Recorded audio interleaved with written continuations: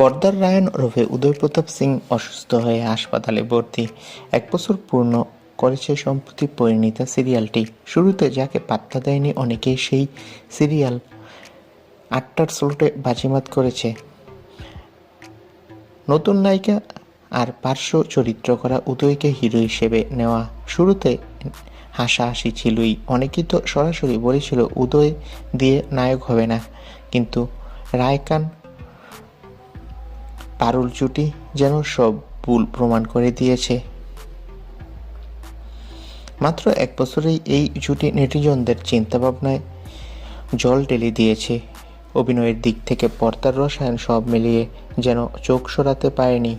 এই যাত্রাটাই একটা সময় মনে হয়েছিল সহজ ছিল না।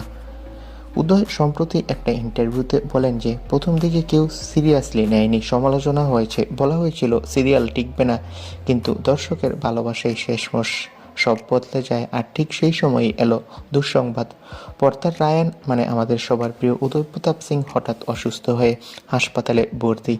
সেটি শোকের ছায়া পুরো টিমে।